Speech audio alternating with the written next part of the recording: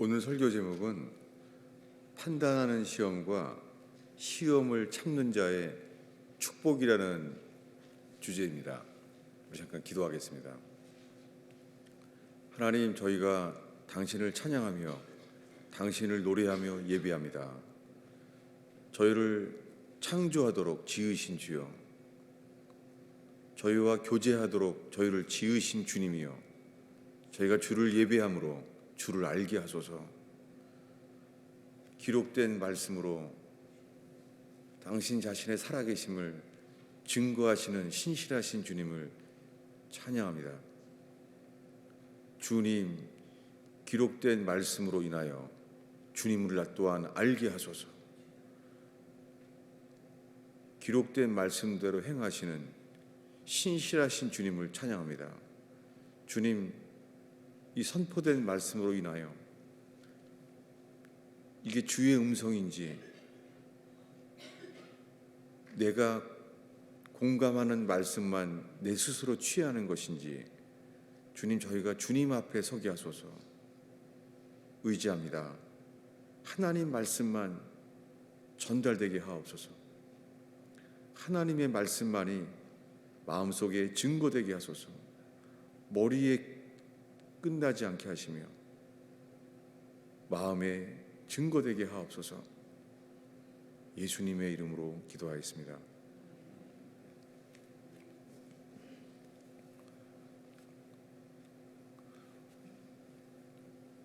오늘 갑자기 이 판단하는 시험, 이 시험에 대한 말씀을 하게 된 이유가 있습니다. 주님이 교회의 공동체에게 함께 말씀하시는 것을 보게 돼요. 그리고 또한 사탄의 역사도 마찬가지예요. 눈에 보이지 않는 하나님이 계시고 또한 눈에 보이지 않는 사탄도 있습니다. 그렇다고 우리가 사탄을 두려워하진 않습니다.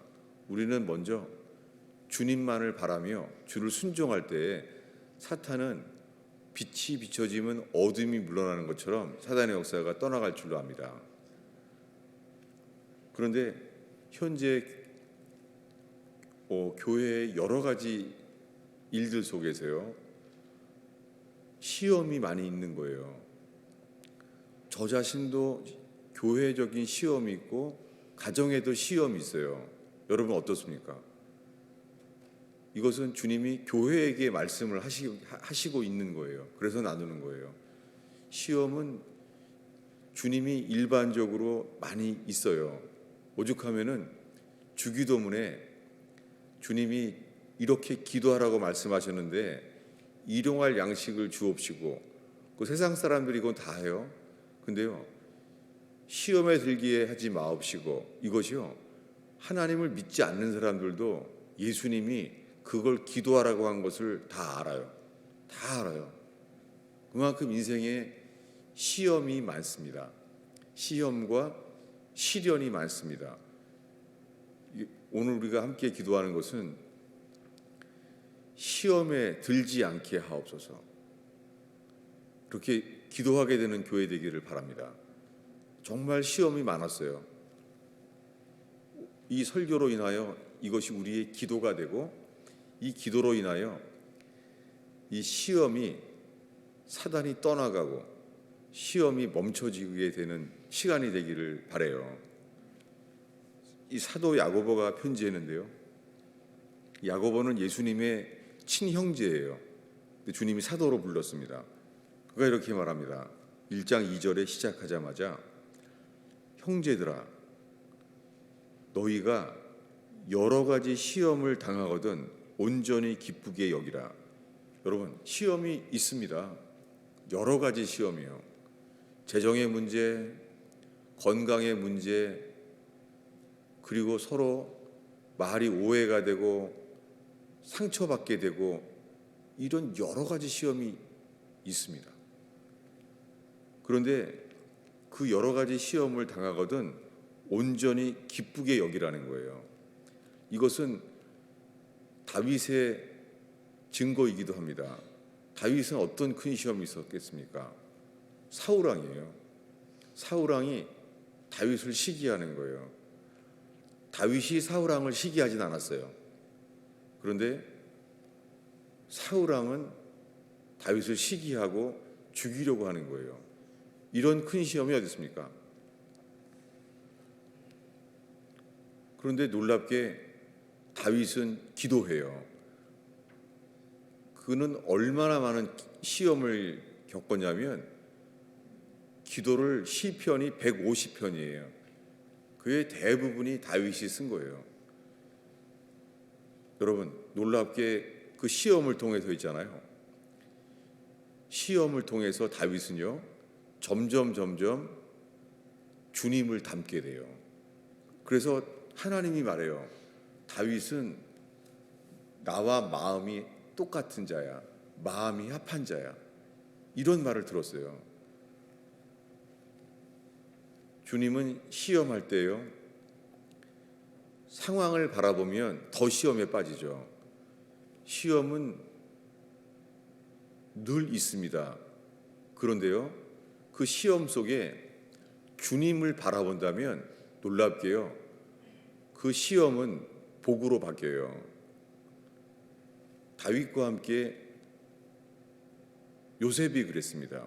요셉은 사울 왕이 다윗을 시기한 것처럼요, 11 형제가 요셉을 시기했잖아요. 그래서 시기하게 되면 나오는 게 살인이에요. 성경에 시기하는 말과 살인은 붙어 있어요. 그래서 11 형제가 시기하더니 결국은 죽이려고 해요. 그래서 동생을 인신매매단에 팔아버리죠. 이런 시험이 어디 있어요? 그는 애굽에 팔려갔습니다. 거기서 종살이를 해요. 하루아침에 인생이 바뀌었어요. 이런 시험이 어디 있습니까? 그런데 그 다음에는 보디발의 아내가 유혹해요. 유혹이란 단어도 시험이라는 거의 짝이에요. 시험, 유혹. 죄로 넘어지게 만드는 것이 유혹이었고 시험이었습니다. 근데 이것을 요셉은 이겼잖아요. 그런데 보디발의 아내의 거짓말로 인하여 또 시험에 들어요. 시련이죠. 왜냐하면 보디발이 잘못된 판단으로 그 아내의 거짓말을 받아들인 거예요. 이번에는 감옥에 갑니다. 이게 다 시험이잖아요. 놀랍게 이런 억울한 일 속에서요, 요셉은 비워나받아요. 요셉은 주님과 함께하는 사람으로 준비돼요. 놀랍게요, 이 시험의 끝은 어떻게 됩니까? 오늘 읽은 말씀인데요, 야고보서 1장 12절입니다. 우리 한 목소리로 읽겠습니다. 읽습니다. 시험을 참는 자는 복이 있나니 이는 시련을 견디어낸 자가 주께서 자기를 사랑하는 자들에게 약속하신 생명의 면류관을 얻을 것이기 때문이라. 여러분, 시험을 참는 자는 복이 있어요. 가정에서건 교회에서건 그리고 일터에서건 여러분, 시험이 먼저 시험을 참을 수 있는 저와 여러분 되기를 축원합니다. 왜? 일터에서도 시험이 있습니다. 가정에서도 있습니다. 건강의 시험도 있습니다. 법적인 시험도 있어요. 여러 가지가 있습니다. 놀랍게 그 시험 속에서요, 사탄은 우리가 주님을 신뢰하지 못하도록 만들어요. 사탄은 주님을 불순종하도록 만들어요. 여러분, 이 시험은 반드시 이기고 시험에 빠지지 않게 이 기도가 오늘 주 앞에 올려지기를 바라요. 그런데 예수님의 마음으로 변화된 다윗 왕은 하나님께서 인정하시기를 다윗은 내 마음이 합한 자야. 이렇게 오히려 여러 가지 시험 때문에 더 주님의 마음에 합한 자로 바뀐 것처럼 요셉도요, 형들의 시기로 죽이려고 하는 그 질투 속에서 그는 다른 나라에 종살이하고 노예로 팔려가는데요. 그리고 거기서 또 보디발의 아내의 거짓말로 또 시험에 들어 감옥에 가는데요. 어떻게 됩니까? 그는 약속하신 생명의 면류관을 얻게 돼요. 여러분, 이것은 뭐냐면 구약이나 야고보서를 쓴 신약이나 주님이 약속하신 주의 말씀은 반드시 이루어집니다. 그래서 저는 이 설교를 하면서요, 요즘 가정에서 시험도 많고 직장에서도 시험이 많고 그리고 건강에 대한 시험도 많아요. 정말로 지금 아주 다들 그래요. 여러분, 오늘 이 설교가 주님이 주신 것인지 주님만 바라보게 되기를 바라요. 그런데 이 시험 속에 있는 것이 또한 판단이에요. 우리가 알고 있는 것이 가장 큰 사람이 욥의 시험이잖아요. 욥은 사탄이 그를 치도록 허용을 받았어요. 이런 시험이 어디 있습니까? 하나님이 허용했다는 거예요. 욥을 그러면 쳐봐라. 그런데 생명은 건드리지 마라 했다는 거예요. 여러분, 이거 시험 아니에요? 하나님이 그 권세를 허용했다는 거예요. 그래서 자식이 다 죽어요. 그리고 비즈니스가 도둑질을 당하게 해요. 이거를 성경에 사탄이 했다는 거예요. 도둑질 당하게. 그리고 사탄이 몸도 쳤다는 거예요. 온 몸이 고통을 받게 됐어요. 그때 친구가 옵니다. 놀랍게 이런 이해할 수 없는 고통과 아픔 속에서요, 욥은 이렇게 말해요. 주신 분도 하나님이요 취하신 분도 하나님이니 다만 주를 예배할지라. 여러분, 예배는 성공할 때만이 아니라 행복할 때만이 아니라 캄캄한 인생에서도 마땅히 주님께 예배를 드리는 저와 여러분들이 바랍니다. 주님은 예배하는 자를 통하여 영혼이 깨어나게 해요. 사탄은 우리를 주님으로부터 멀어지게 하지만 주님을 예배하는 자에겐 더 깨어나게 만들어요. 그리고 약속하신 것들을 이루세요. 여러분, 시험과 연단은요, 당할 때는 인내가 필요하고 고통스럽지만 그 결과는요, 그 겪은 모든 것을 감사하게 될 수밖에 없어요. 후회하지 않아요. 여러분, 주님이 주시는 연단은 꼭 우리에게 필요한 사람으로 만드세요. 그런데 그 모습을 보고 욥의 친구들이 왔습니다. 처음에 그들은 욥을 보고 눈물을 흘려요. 정말 좋은 친구들이죠. 세상에 그 몸을 보고 일주일을 울어요. 일주일을. 아주 좋은 친구죠. 그런데요, 이렇게 욥의 불행을 보고 눈물 흘리는 친구 속에 나오는 것이 판단이었어요. 이게 오늘의 설교 중에 하나입니다. 판단하는 거예요. 너 뭔가 잘못된 거 아니냐. 하나님이 너한테 이런 걸 줬다는 것은 네가 숨은 죄가 있거나 너무 잘못한 게 있으니까 하나님이 이렇게 한 거 아니냐라고 말합니다. 이것은 욥에게 겪은 불행과 고통보다 더 큰 혼의 아픔이었어요. 그래서 친구들과 나는 그렇지 않아 라고 말하는 이야기가 욥의 긴 이야기예요. 근데 어떻게 됩니까? 욥의 판단을 통해서 그는 상처받고 아프죠. 근데 욥의 친구들의 잘못된 판단에 의해서요, 욥의 숨은 허물이 드러나요. 그게 뭐냐면 셀프 라이처스니스, 자기의였어요. 나는 그런 사람이 아니야라고 셀프 디펜스, 자기를 변호하려고 하다 보니까 뭐냐면 욥이 난 억울해, 하나님을 불의하다고 만들게 된 거예요. 이것이 자기의예요. 여러분, 저는 1년이 넘도록 주님께서 저의 자기를 드러내시는데 정말 몰랐어요. 전 정말 소경이었습니다. 정말 몰랐어요. 그러면서 주님이 이 욥기와 탕자의 비유를 통해서 이 컨펌을 주셨어요.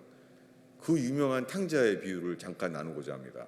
탕자의 비유는 그 동생이, 두 아들 중에 동생이 탕자예요. 프로디갈 선, 탕자예요.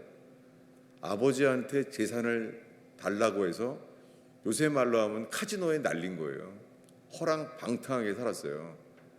근데 모든 것을 다 잃어버린 다음에서야, 이제서야 아버지의 사랑을 깨닫게 돼요.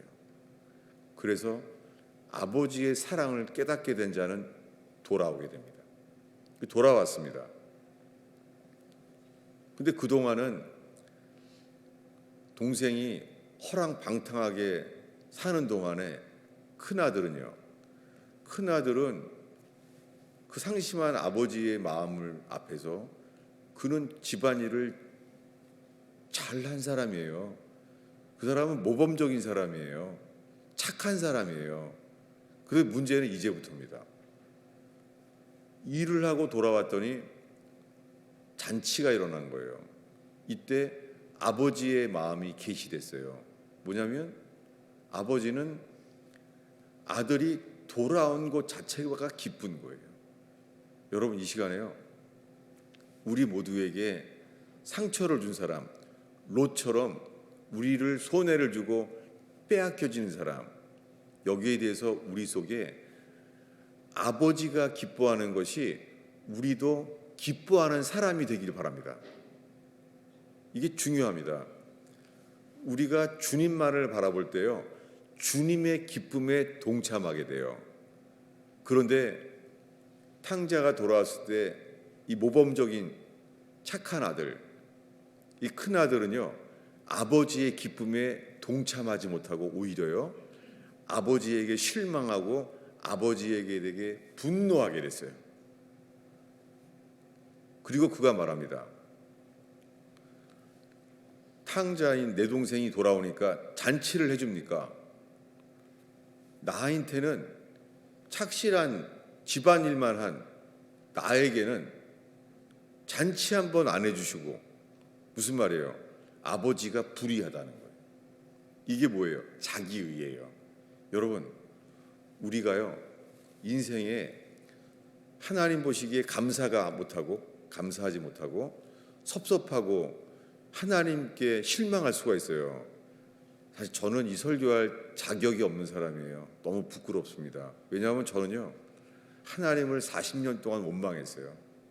제 속에 하나님을 예배하긴 했지만, 주님을 알게 될수록 주님을 예배했지만은요, 저의 마음 중심에요, 왜 내 인생은 이렇게 살게 하셨습니까? 좀 내가 만족할 만한 인생을 왜 못 줍니까? 이것이 제 속에 있었어요. 왜 이런 가정 속에서 이런 부모님과 친척들 속에 태어나게 했습니까? 그런 게 제게 있었어요. 결혼을 해도 주님께 감사하는 것이 아니라 저는 왜 이런 결혼을 하게 했습니까? 그런 게 제 속에 있었어요. 그러니까 저는 이 설교를 할 자격이 없죠. 다만 저와 같은 어리석음에서 깨어나게 되기를 바라는 마음으로 설교하는 것입니다. 탕자가 돌아왔을 때요, 큰아들의 자기의가 드러났어요. 자기의는 아버지의 뜻보다 내 뜻이 더 높은 거예요. 그래서 그가 말해요. 아버지는 탕자가 돌아왔다고 잔치를 하다니요. 나한테는 내 친구랑 잔치 한번 안 해준 분이 이게 뭐예요? 아버지가 불의하다는 거예요. 이게 자기의예요. 그 자기에 대한 예를 하나 드릴게요. 오늘 예배 가운데요, 예를 들면은 이 예배가요, 관중석에 있을 때는 위험해요. 뭐냐면 저는 야구장을 많이 다녔어요. 야구를. 왜냐하면 야구가 그렇게 재밌더라고요. 근데요, 야구를 잘하지는 못하는데요, 판단만은 프로야구 수준이에요. 판단은 딱 알아요. 저 선수 결혼했더니 타율 떨어지는 거 봐. 다 알아요. 야, 쟤는 연봉이 올라가더니 더 잘하는 게 아니라 더 못하네. 프로야구를 판단하는 것은 세계적인 수준이에요, 다. 그런데요, 야구는 못해요. 야구는 못하는데 판단만은 프로야구 수준이에요. 이것이요, 너무나 많은 기독교인이 이래요. 야구장은 몇천 명이 있는데요, 게임을 할 수 있는 건 선수밖에 없어요. 여러분, 어떤 교회들은요, 교회가 몇백 명이 모여도 있잖아요. 예배를 할 수 있는 것은 선수처럼 몇 명 안 돼요. 프로야구처럼. 오늘 감사한 게 저희는 평신도들이 성찬을 인도합니다. 저희는 겸손하게 그저 주님의 죽으심만을 기념하는 거예요. 너무너무 감사해요. 여러분 모두가 교회에 필요한 사람 되기를 축원합니다. 이것이 교회예요. 그런데 교회가 아무리 프로인 사람들이 찬양팀이 있고 그래도 있잖아요. 그 예배를 할 수 있는 것은 얼마 안 돼요. 그 몇 명이 없어지면 교회는 무너지는 거예요. 이것은 교회가 아닙니다. 그것은 음악회의 관중석과 똑같아요. 음악회를 하면은 또 판단이요? 이건 전문가 수준이에요. 자기는 연주를 할지는 못하면서 판단력만은 프로 순서예요. 음악가 수준이에요. 여러분, 여기에 착각하지 않는 저와 여러분들이 바랍니다. 우리가 주님을 예배하는 교회 되기를 원해야 하십니다. 그래서 어린아이들도 부족하지만 어린아이들이 예배할 때 주님이 동일하게 받으시는 줄로 믿습니다. 무슨 얘기를 하는 거예요? 프로야구 얘기하고 음악회 얘기하는 것이 뭐예요? 오늘날 수많은 사람들은요, 할 줄을 모르는데 판단만은 자기가 맞는 줄로 알아요. 이게 속는 거예요. 사람들은 판단이 맞는 줄로 알아요. 주님은 이렇게 말해요. 우리들은 생각해요. 내 판단이 맞아 라고 말해요. 주님은 이렇게 말합니다. 그거 죽은 판단이야. 사람들이 말해요. 항상 내 판단이 맞아. 여러분, 사실은 거의가 다 틀려요. 자기 생각에만 맞는 줄로 알아요. 여러분, 우리 속에 수많은 생각이 있잖아요. 내 판단은 언제나 다 맞는 줄 알아요. 여러분, 주님의 빛이 비춰질 때예요, 우리의 판단이 얼마나 틀렸는지를 알게 됩니다. 저는 뇌출혈 때 주님께서 그런 은혜를 주셔서 너무너무 감사해요. 뇌출혈 때 주님께서 저에게 말씀을 하신 것이 성경에 있어도 못 알아들으니까 주님이 징계와 함께 말씀해 주셔서 너무 감사해요. 그때 이렇게 말했어요. 너는 평생 눈으로 보려고만 했다. 근데 나에게 들으려고 한 적이 없다. 이 말씀을 하시는데요, 빛처럼 저의 모든 과거가 다 보이는 거예요. 중학교 1학년 때 예수 믿어서 지금까지요. 그렇구나. 저는 눈으로 보려고 했어요. 주님께 들으려고 한 적이 없었어요.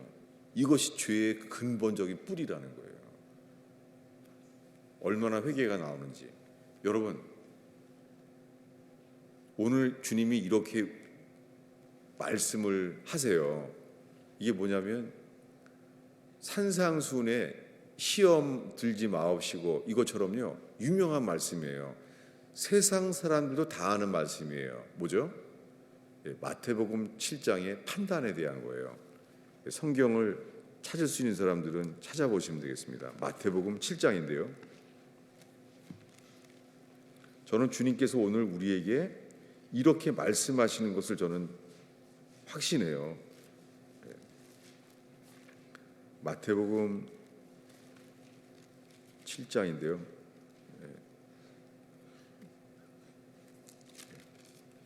저는 뇌출혈로 찾는 것도 정말 굉장히 오래 걸려요.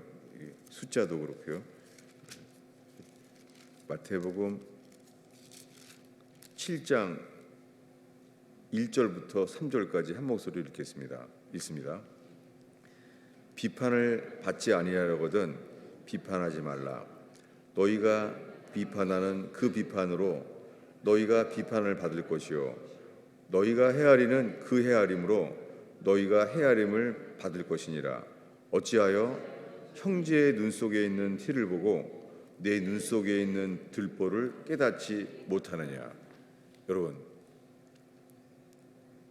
착실한 큰아들은요 아버지를 비판했어요. 아버지를 판단해서 헤아렸어요. 여러분, 우리가 예배 가운데 예배 도중에도 있잖아요.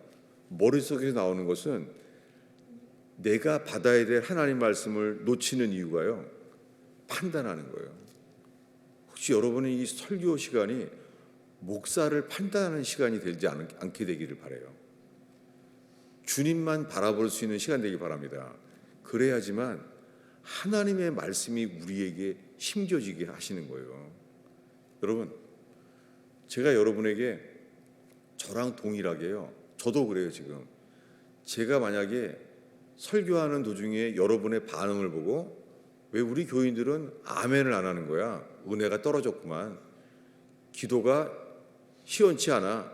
내가 이렇게 하고 있다면요, 저는 여러분을 판단하는 동안에 제가 하나님의 말씀을 놓치는 사람이 될 거예요. 마찬가지라는 거예요. 설교하는 저나 여러분이나 마찬가지예요. 여러분, 어떻게 해요? 프로야구의 관유석처럼요, 판단만 하고 사는 거예요. 그 판단도 뭐예요? 그게 육적인 즐거움이에요. 판단함으로. 특히요, 나는 신앙생활을 오래 해왔기 때문에 나는 좀 알아, 이런 동안에요 우리는 하나님 말씀을 놓칠 수 있습니다. 그래서 주님이 말합니다. 천국을 어린아이처럼 받들지 아니하면 하나님 나라에 들어갈 수 없다는 거예요. 여러분, 저는 여러분을 판단함으로 주님을 놓치지 않기를 기도하며, 여러분들은요 목사를 판단함으로 하나님 말씀을 또한 놓치지 않는 저와 여러분 되기를 바랍니다. 제가 이 설교를, 하나님, 이 설교를 정말 주님이 내게 하시길 원하세요 라고 기도했는데요, 저는 놀랍게 지금까지 한 모든 말씀을 주님이 컨펌해 주시게 됐어요. 이 얘기를 나누고 마치려고 합니다. 뭐냐면 주보 아래에 있는데요, 사무엘상 1장이에요. 저는 이런 데서 성경은 하나님의 감동으로 쓰여진 거에 놀라요. 사무엘상 1장이에요. 주보 아래쪽에 있는데요, 제가 설명하겠습니다. 한나라는 여자가 오랫동안 기도하고 있었어요. 그 12절입니다. 여호와 앞에 오래 기도하고 있었어요.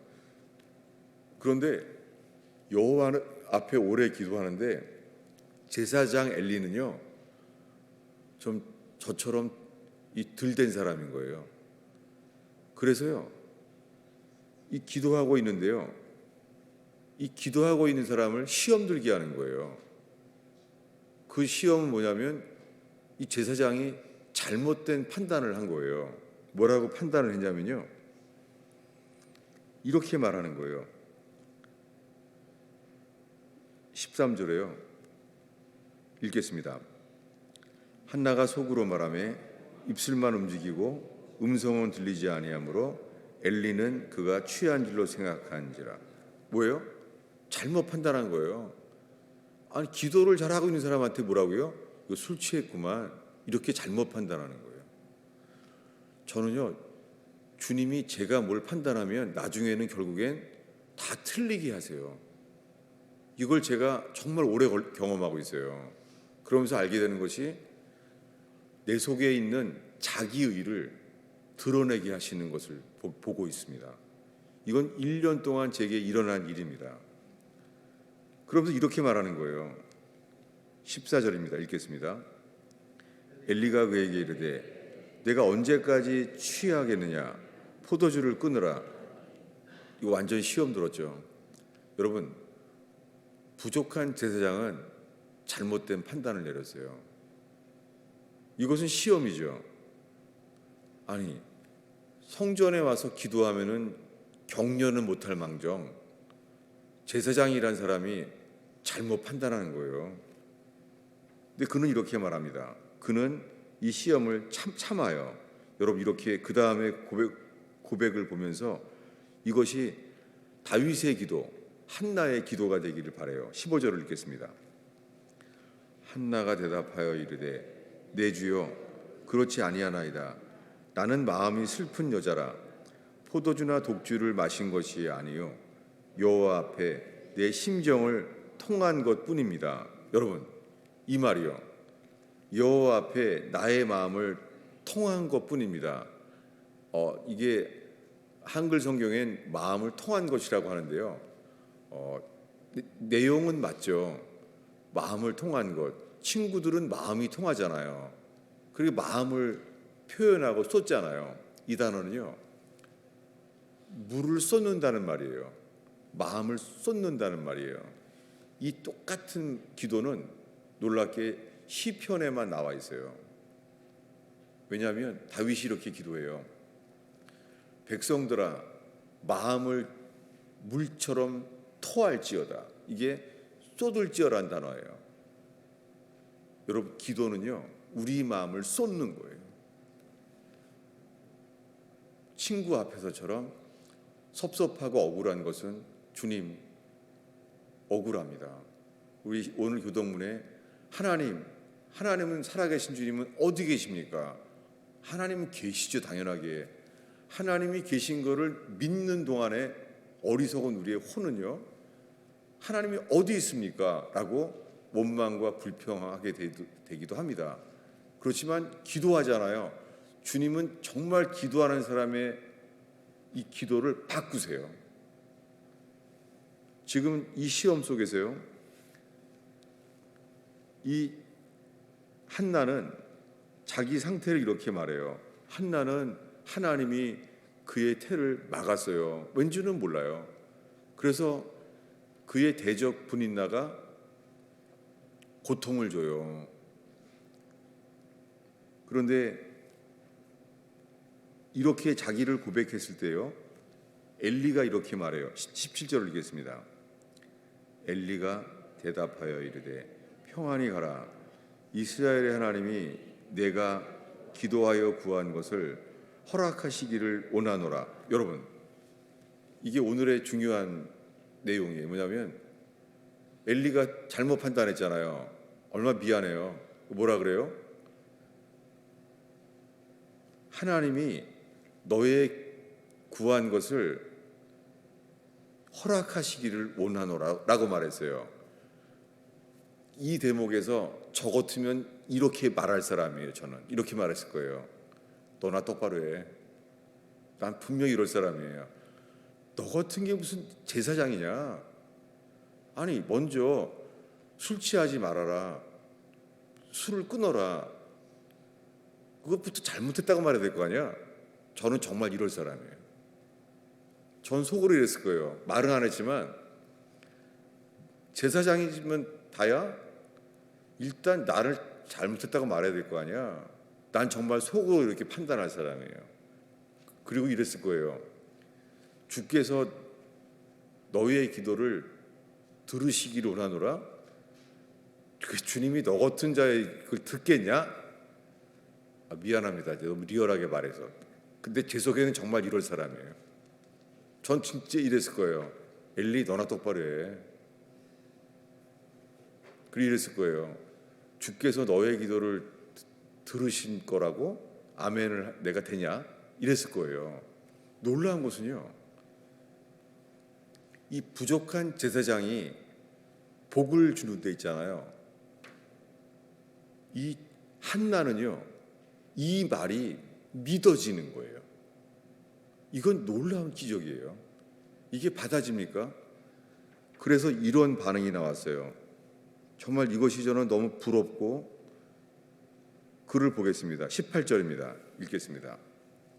이르되 당신의 여종이 당신께 은혜 입기를 원하나이다 하고 가서 먹고 얼굴에 다시는 근심의 빛이 없더라. 뭐예요? 부족한 제사장 엘리, 잘못 판단하는 제사장 엘리, 그가 말한 것이요 그대로 믿어지는 거예요. 여러분, 그 다음에는 안 써놨는데요, 놀라운 일이 일어나요. 이 고통받았던, 고통으로 쌓여있는 이 한나의 기도 끝에요, 선지자 사무엘이 태어나요. 그가 보통 선지자입니까?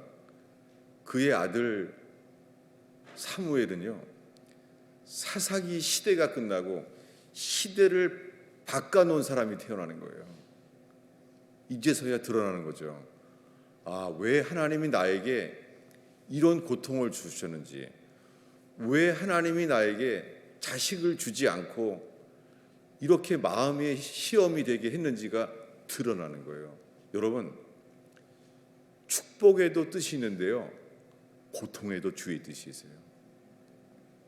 그런데 왜 남들에겐 이런 고통과 절망이 있는지 우리들은 이해할 수 없기 때문에 섭섭하고 원망할 수 있잖아요. 그런데요, 한나처럼 전심으로 주님께 반응한다면, 다윗처럼 사울왕은 바뀌지 않고 나를 죽이려고 하는데 죽게 기도한다면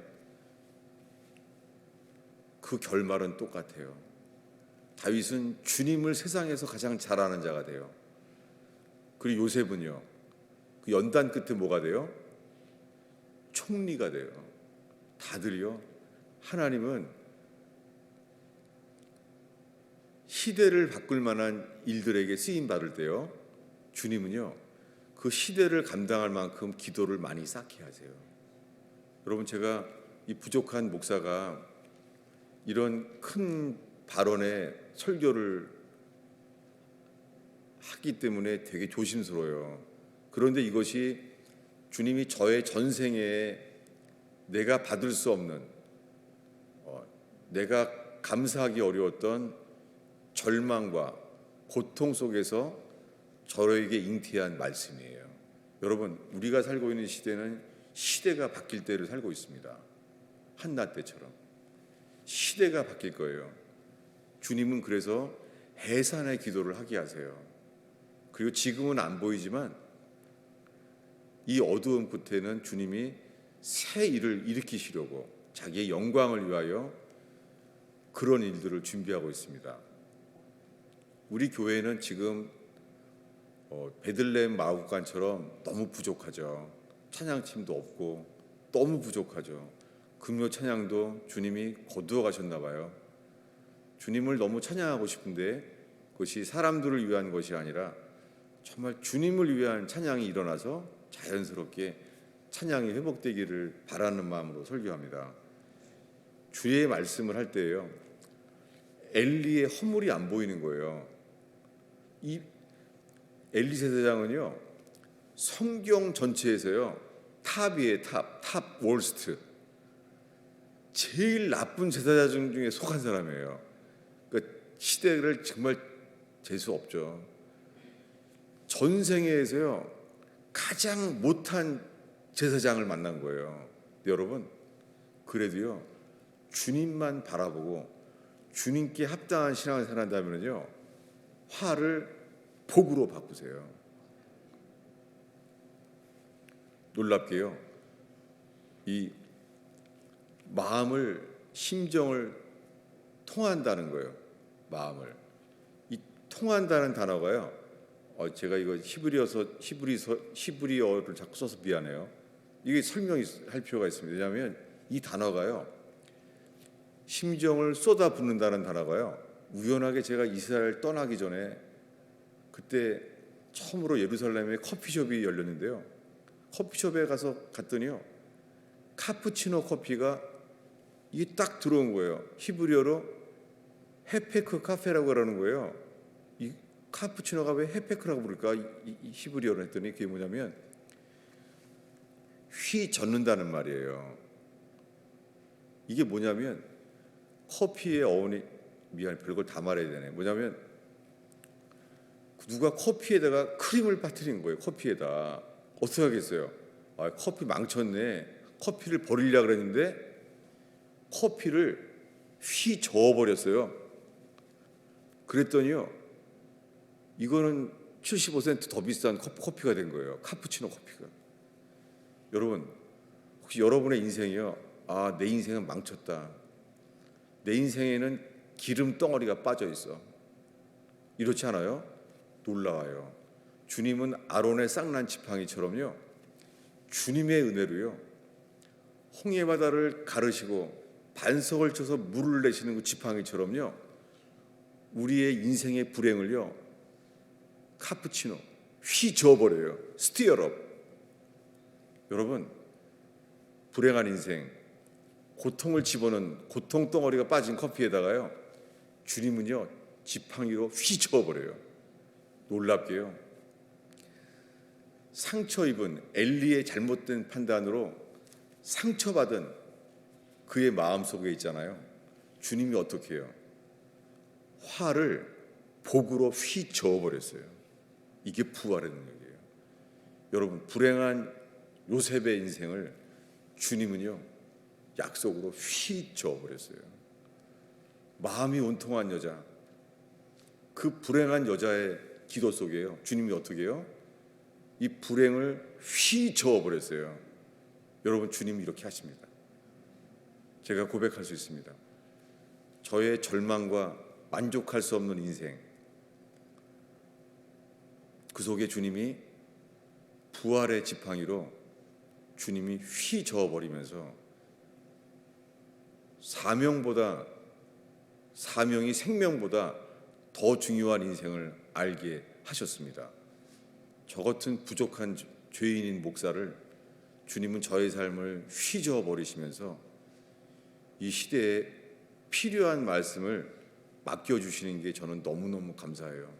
아무 자격은 없지만 주님이 맡기신 말씀을, 제 가슴에서 나온 이 말씀을, 주님이 이 아픈 제 가슴 속에 주신 말씀이 오늘 아픈 인생인 저희 교인들의 가슴 속에도 전달되기를 축원합니다. 기도하겠습니다. 예수님, 부족한 자가 설교했습니다.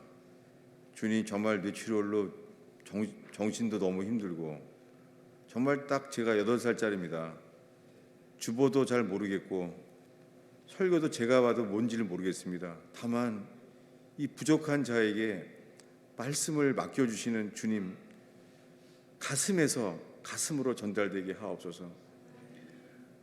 두꺼운 아스팔트에도 잡초가 피는 것처럼 주의 생명이 저희의 이 부족한 인생 속에 생명이 자라게 하시는 주여, 오 주님, 저희 속에 역사하시옵소서. 이 강팍한 마음 속에 은혜의 꽃이 피게 하여 주옵소서. 예수님의 이름으로 기도하였습니다.